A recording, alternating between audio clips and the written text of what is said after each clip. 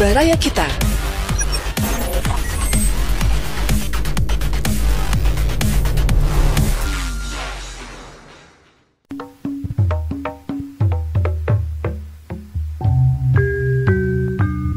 Baraya wilujeng petepang dina acara Dongeng Sunda garapan Abah Iskandar. Wilujeng ngadangukeun.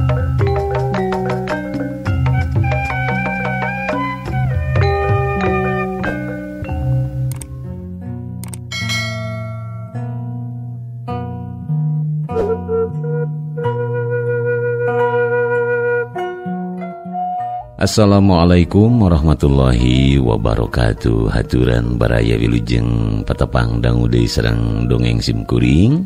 Masih ngagarap dongeng miara tuyul kamari rengse anu kagenep nama jeung anu katujuhnya. Kitu masih karangan Eka Irvin. Alhamdulillah perantos majeng ka seri ke-7. Siap-siap kanggo dangukeun ulah lepat, subscribe, lajeng like, oge loncengna dihurungkeun. Nambung satacana prung ieu majeng anu ka-7 hatur salam kanggo sakumna anu biasa ngadangukeun. Utamina haturan kanggo pun alo ieu sumohon Cep Dodi sareng Neng Penny di Pasar Bingung Majalaya. Sadayana nalingi nya kanggo Uwa oge, Wa Epen, Wa Ede, lajeng teh teka kantun kanggo Mang Tawes. Dangukeun Mang Tawes. Oge anu sanesna ye kanggo Pak Engkos di Ranca Ekek, lajeng kanggo Aji Moris di Banyaran. Kum kanggo sadaya wae anu ku si abah teh biasa disebatkeun hiji-hiji. Sok kapayun eta Cep Dodi, Neng Penny dangukeun deui ye dongeng si Apih kanggo hiburan. Kitunya. Seri ke-7 anu kagenep teh kamari teh dugi ka mana nya? Oh, dugi ka dieu ya.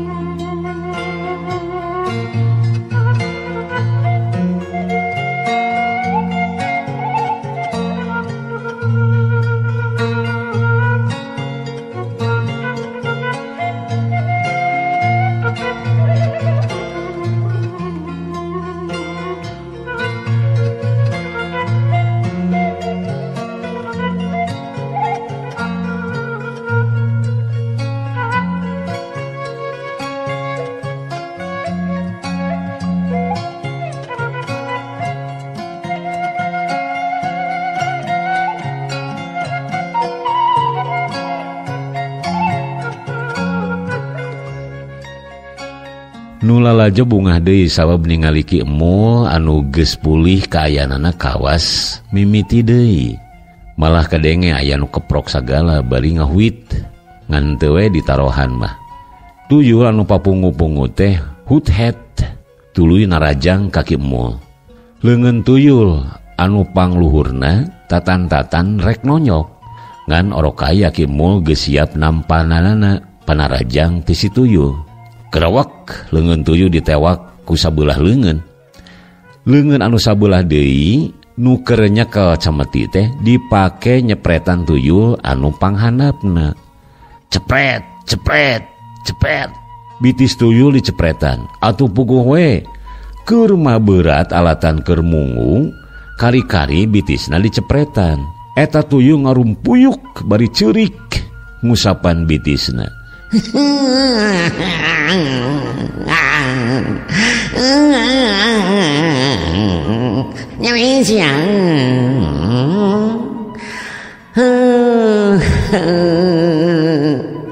Atuh tuyul anu dicekel leungeunnan teh roroesan ngagantung.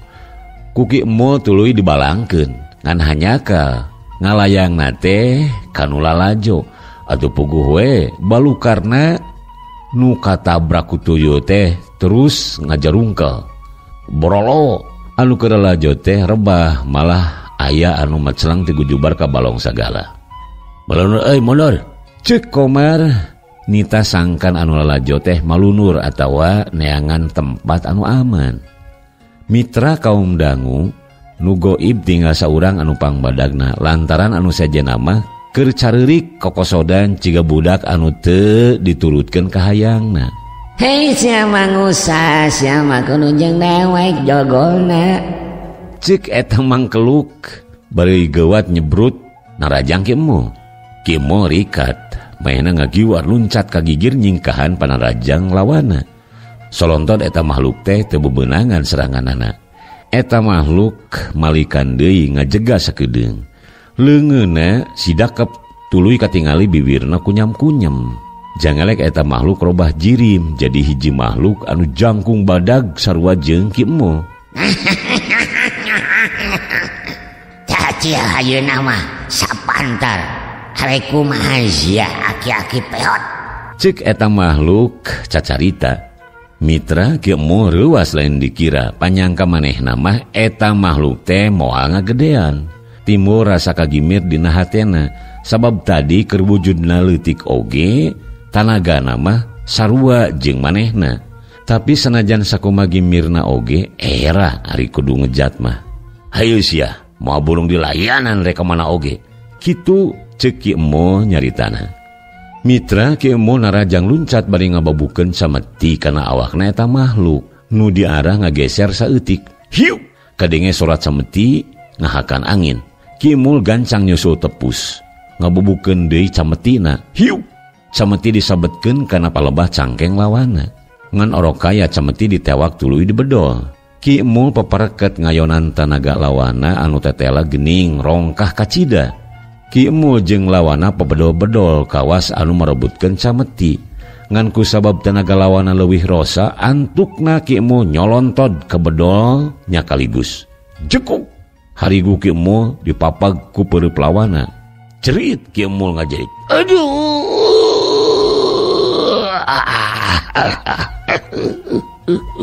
Getih mancawura tina bahamna. Ki Emu ngabebengkang gegerungan. Sorana beki dieu mingkin lalaunan antuk nama Ki Emu ngalengerek kapiuhan teu eling di bumi alam. Mitra sanggeus ningali Ki Emu ngagoler teu empes-empes eta makhluk seuri lengakan bari nulak cangkeng.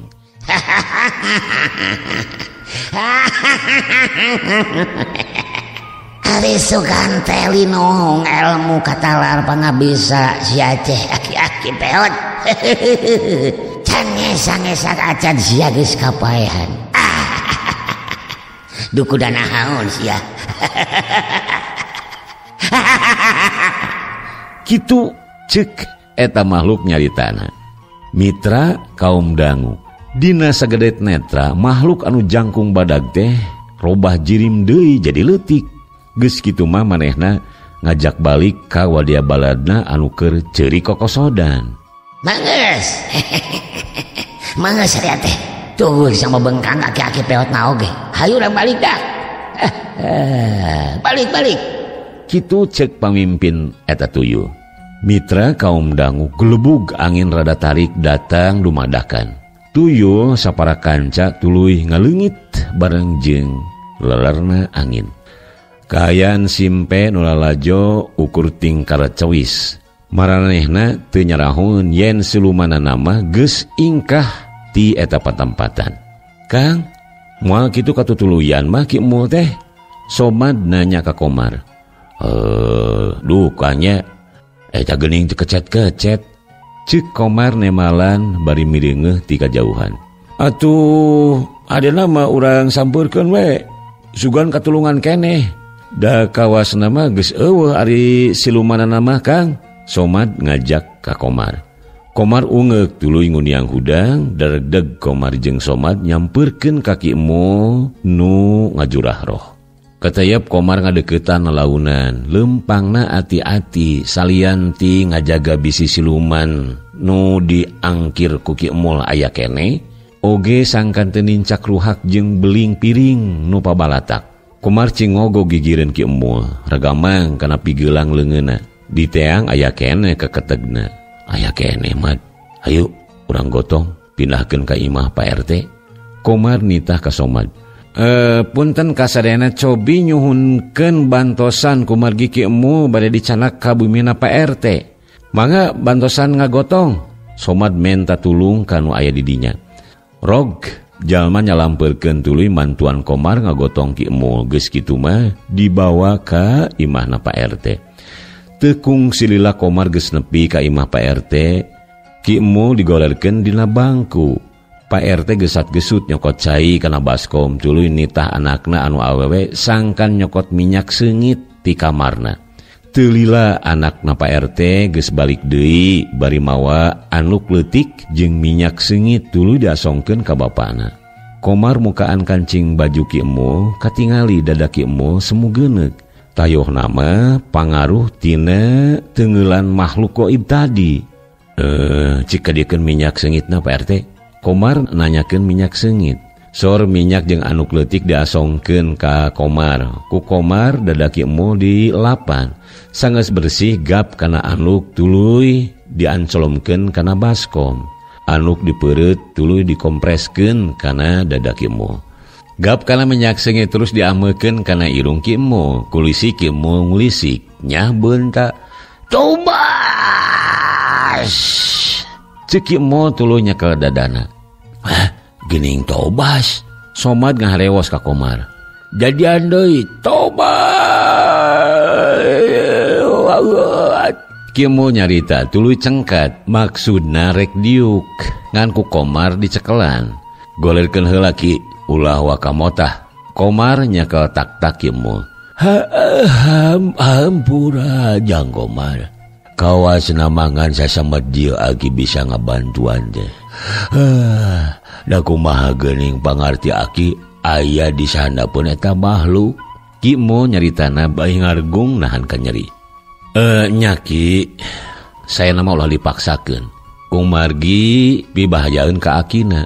Aki ulah sieun kuring manglo sabab lain teu ikhtiar oge. Cik Komar neutup seukeut ka Ki Emul. Somon Ki, saya nama istilahkeun we heula. Beli bade mulang mah engke we upami aki parantos sakinten. Somad milu mairan. Nya ayeuna mah aki kulem we di dieu. Isuk atawa pageto upami tos jagjag ku abdi dianteurkeun mulang. Komar nempasan ceritaan Somad. Ki Emul ungeuk tandanya tujuan. Geus kitu mah Komar katut anu lainna kaluar ti imah Pak RT. Mere kasempetan Ki Emul supaya bisa istirahat. Mitra kaum dangu sawarehna jalma nu aya di luareun imah Pak RT baralik ka imahna sewang-sewang. Bari tinggal leuneng nyaritakeun kajadian tadi anu dilalajoan ku maranehna. Anapun Komar katut Somad jeung Pak RT sawareh nu aya keneh di dinya dariuk dina bangku nu aya di hareupeun imah. Kumaha geus kieu Kang ye? Geuning geus angkat tangan Ki Emulna oge. Somad nyarita ka Komar anu keur ngahuleung. Heuh, geus kieu mah daek teu daek kudu neang aki wari di gunung. Keun lah jauh saeutik mah nu penting kaayaan lemur bisa tiis deui. Komar nemalan tuluy ngarenghap narik napas. Leres pisan eta teh Kang. Leuheung ari ukur korban harta mah. Dalah kajadian jiga tadi mah aya bahan ngalah nyawa atuh. Salah saurang nempasan ceritaan Komar. Cik sanu daek nganter kuring isukan neang kiwari ka gunung. Lamun aya mah kuring menta opat urang. Lain kuna naon. Bisi ieu mah pagawean kiwari anu cenah keur panen parehuma can anggeus. Bisa disuluran kuno ti dieu. Komar nyarita kanu aya di dinya. Kang, abdi jeung si Uhe keun we da kereuh pagawean di dieu oge. Nu penting mah kiwari kudu kabawa isukan. Cik salah saurang nemalan pananya Komar. Atuh ari ilaing ridho mah wayahna kudu tangina sudangna ka gunung teh atuh lain lalampahan enteng.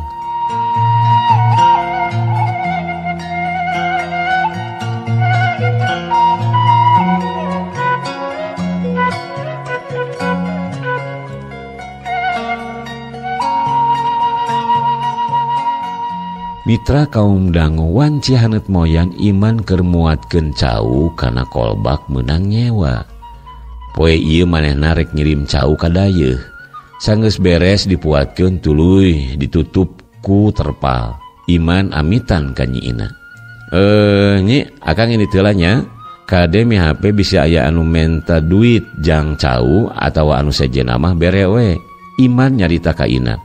Ina anu harita keur sasapu di teras nemalan, nyaritana rada tarik. Nya Kang, parantos aya catetanana perkawis eta mah di abdi oge, temal Ina. Mobil ngageleser majuna lalaunan kawantu harita mah jalan teh ukur batu belah anu dientep. Atuh puguh we, mobil anu muatanana rada berat teh nepi ka dengdek ka kenca, tuluy dengdek ka katuhu. Matak paur katinggalina oge. Olil anu harita ngawaskeun dina lawang panto jiga anu sedih ditinggalkeun ku Iman teh. Kata mah peuting tadi teu bisa kaluar lantaran menang beja ti Ki Ase. Mitra kaum dangu sawatara eta di imah Pak RT Ki Emul geus tatan-tatan rek balik. Manehna dijajabkeun ku baturna Komar, luyu jeung anu diamanatkeun ku Komar. Atuh cenah Komar jeung 3 urang baturna teh keur nikreuh lumampah ngajugjug ka gunung anu maksudna rek neang akiwari teh. Kawantu ini ti imah sarengsena salat subuh, Komar jeung baturna geus mimiti nanyak. Anu maturan 2 urang mah awakna bayuh-yuh lintuh. Atuh puguh we nanya karek sakedeung oge geus haheho reng hapranyug. Kang reureuh heula atuh, geus teu kuat ya kuring mah. Ceuk nu saurang ngaraneg bari nyakal tuur. Tuh, geus katingali saungna Jum. Tempas Komar bari nuduhkeun ka hiji saung nu aya di luhur gunung. Nu mana Kang? Itu lain. Ajum malik nanya bari nuduh ka saung. Heuh, tuh geus deukeut, ceuk Komar bari manehna ngabalieur tuluy seuri lantaran sabenerna saung kiwari mah aya di peuntaseun punculut gunung. Mitra kaum dangu, 2 jam ti harita Komar ngaraneg palebah saung nu tadi dituduhkeun. Pok Ajum nyarita, kamana kiwarina Kang? Geuning suwung saung teh. Ajum jiga anu hemeng. Komar nemalan bari nyarengeh. Duh, kawas nama aya di saung nu hiji deui Jum. Hayu urang ka ditu, mumpung can panas hawana, ceuk Komar neruskeun lengkahna. Mitra kaum dangu anu duaan deui maranehna mah ting cakakak lantaran geus apal kana kalakuan Komar. Anu rasa pisan ngaheureuyan Ajum. Tobatlah. Lamun we lain jangka pentingan balarea sangeuk kadua kalian kudu milu ka luhur gunung ciga kieu. Ajum setengah ngelemis. Teu kungsi lila saung kiwari geus katingali. Malah nu bogana keur ngarit pare anu sakitu jangkungna. Ki, aki, ceuk Komar ngageroan kiwari anu anteng baranggawe. Kiwari ngaliuk tuluy nyureng neges-neges ka jalma anu datang. Komar, ilaing lain eta. Kiwari bari muka cetokna. Sumohon Ki, ieu abdi Komar. Ceuk Komar tuluy nyamperkeun ka Kiwari. Komar sapar kanca tuluy sasalaman ka Kiwari. Geus kitu mah Kiwari dituturkeun ku Komar jeung baturna leumpang ngajugjug ka saung. Sok dari ukeula tah cai biji hanaang. Ceuk Kiwari bari nyodorkeun teko. Nya Ki, alah teu kiat abdi mah eungap. Temal Ajum anu keur ngalungsar dina palupuh. Sangeus leungit kacapena Komar mimiti muka carita. Kieu salaresna mah Ki, dongkapna kuring ka dieu teh aya anu dipimaksad ngeunaan can ge kebat nyaritana Kiwari geus miheulaan motong carita Komar. Mingeus nyaho aki oge. Teu kudu dicaritakeun bisi aya nu nuturkeun maneh ti lembur. Ceuk Kiwari nempasan. Nya nuhun we atuh ari aki parantos apal mah upami tiasa mah hoyong dinten ieu pisan aki kacanak ka lembur. Komar meredih ka Kiwari. Sok teu naon aki milu poe ayeuna oge ka lembur. Ngan itu hanca panen rek usaha diteruskeun. Tah nu mawi abdi nyalak sabalad-balad teh Ki pikeun nyuluran aki panen di dieu keun we Barudak mah senang ngarenong we di dieu. Da ari bekal mah kaya ning beas, asin. Sareng itu ieu nama nyaranak. Komar nemalan jentrenaker. Heueuh, teu naon-naon atuh ari ilaing arek marantuan mah. Sawatara ilaing reureuh, aki arek maresan heula saungna sangkan buni di heesanana. Kiwari tuluy nguniang hudang. Komar ungeuk senengkeun ajum jeung batur nama tuluy nu babawaan di jero saung. Wan cipanon poe lumingsir Komar jeung Kiwari maju mulang turun gunung ngajugjug ka lemur. Mitra kaum dangu teu kacaturkeun di jalana sabada asar Komar jeung Kiwari geus nepi ka lembur. Sameme balik ka imahna, Kiwari ngahaja nyimpang heula ka imah Mak Entit anu minangka alo manehna. Sanggeus unggah ka imah Mak Entit, Kiwari tuluy ka dapur gek diuk dina jojodog hareupeun hawu. Mar, Komar, ka dieu heula sakedeung. Ka dieu heula sakedeung. Kiwari gegeroan ka Komar. Komar ngurunyung tuluy nemalan. Aya naon Ki? Bade ayeuna narekah demi teh. Komar anu tuluy diuk gigireun Kiwari. Sabar kelanan. Sabab teu sagawayah kitu lamun hayang hasil mah. Yeuh. Ayeuna kumane bagikeun ieu ka unggal imah. Bejakeun, hijikeun jeung duit anu diteuneun. Omat kabeh kudu kabagean. Ceuk Kiwari tuluy ngaluarkeun daun lemo meunang ngalati leuweung. Mohon, ayeuna keneh ku abdi bade dibagikeun Ki. Komar bari nampanan bungkusan daun lemo tuluy nguniang cengkat. Ke heula, can anggeus. Oge bejakeun ka sakur lalaki anu bapanggih jeung maneh omat kitu. Ti deungeut ayeuna nepi ka saterusna magrib salatna kudu di masjid berjamaah. Ulah henteu. Bejakeun ya. Ceuk Kiwari omat-omatan. Atos teu aya deui Ki. Upami teu aya kuring rek ini heula. Komar geus arek nguniang deui. Mengke heula yeuh hiji deui. Awurkeun ieu diunggah juru lemur. Kade ulah aya nu kaliwat cing lantip, ulah aya nu nganyahoankeun. Ceuk Kiwari tuluy ngasongkeun hiji deui bungkusan anu eusina bubuk kai cendana. Mitra kaum dangu geus kitu mah Komar init ngabejaan urang lemur sangkan daek salat berjamaah bari ngabagikeun daun lemo. Tur merenyaho kumaha lampah anu kudu dipigawe. Sakur nu dibagi daun lemo tumut kana panitah Komar anu sasatna dititah ku Kiwari. Teu poho Komar ngawurkeun bubuk kai ka unggal juru lembur dina wanci geus sarupna. Kocapkeun waktu geus manjing magrib. Masjid pinuh kudu berjamaah. Malah bawaning ku pinuh saware salatna ayeuna di luar. Komar somat jeung baturna tetinggalieun milu berjamaah sok sanajan dina sapopoena jarang pisan salat ka masjid teh. Gancangna carita anu sarolat geus barali ka imahna masing-masing, kitu deui jeung Komar katut somat maranehna balik patutur-tutur. Sawatara nunggu dawuh ti Kiwari, Komar gegelehean heula di imahna bari ngawangko ngaler ngiduh jeung indungna.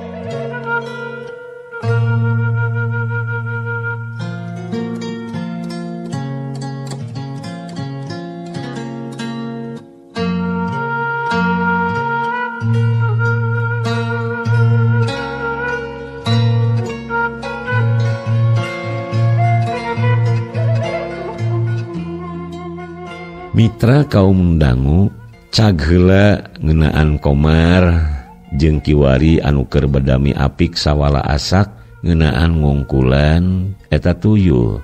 Urang caturkeun kumaha iman anu harita keneh miang ka dayeuh.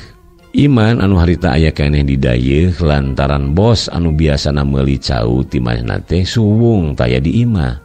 Cenah ceuk pamajikanna mah keur aya urusan heula di luar kota. Isuk karek mulang. Antuk nama Iman mutuskeun pikeun ngenong sapeuting eta mah di imah juragan manehanana. Be, jabat teu bebe jarek ngenong deui ka si Nyai. Kumaha wae atuh ieu teh? rek balik kagok ingkig isuge pasti bakal geus balik si bos teh. Cek Iman ngagereneng sorangan. Pang-pang nama hatena asa hariwang kasih Olil dumeh tadi peuting teu bisa liar kawasasari.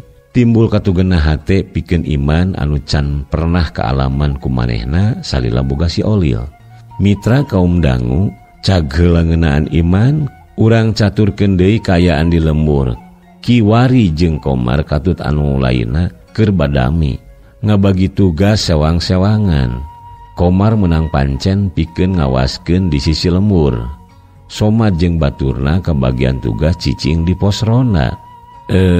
Dupi Aki bade ngantosan di mana? Komar tumanya ka Kiwari.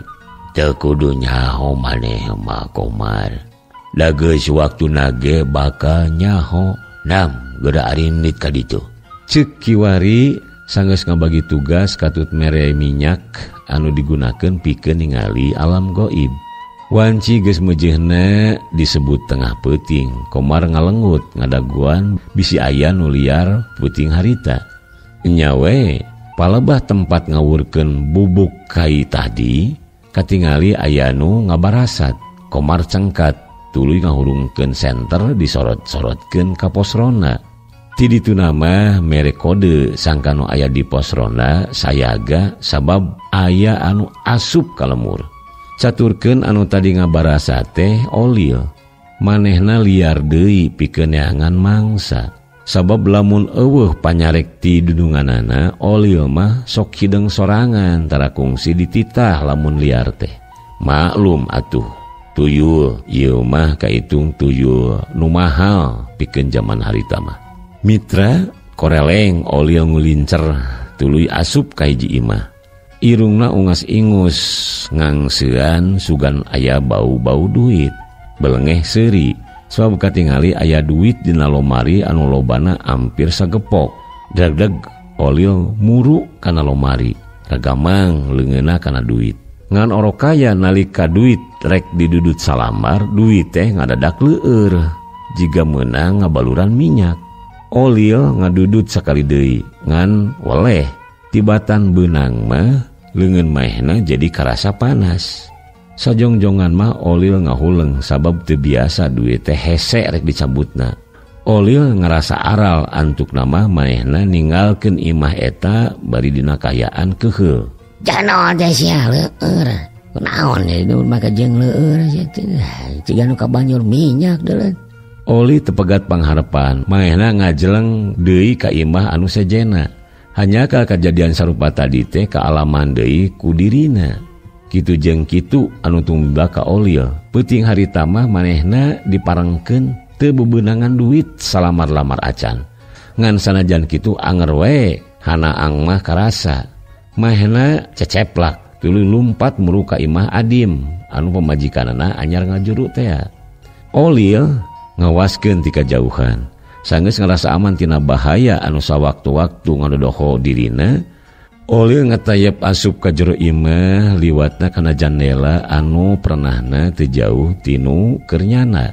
Jeleng Olil luncat nembus kana jandela ngan nalika manehna rek ngalacat kana beuteung indung orok, teu kanyahoan leungeun manehna aya anu newak, pageuh naker. Olil ngaliuk, ana breh teh tetela geuning Kiwari anu tita tadi nungguan Olil unggah ka eta imah. Waktosna parantos dinyekapan. Mitra cag miara tuyul seri K7 urang cekapkeun dugi ka dieu. Ieu dongeng karangan Eka Irpin. Insyaallah urang lajengkeun enjing ning geto ka seri K8. Tenang we cep Dodi antosan we lah. Ulah kenat-kenat kanggo anu namean rojong ye si Abah gitunya ku di subscribe lajeng di like oge loncengna dihurungkeun supados aya iber saban seri anu kahaturkeun teh aya iber kanggo anu tos biasa maneh ngadangkeun dongeng si Abah ti barayakita.com. Wilujeng kantun wassalamualaikum warahmatullahi wabarakatuh.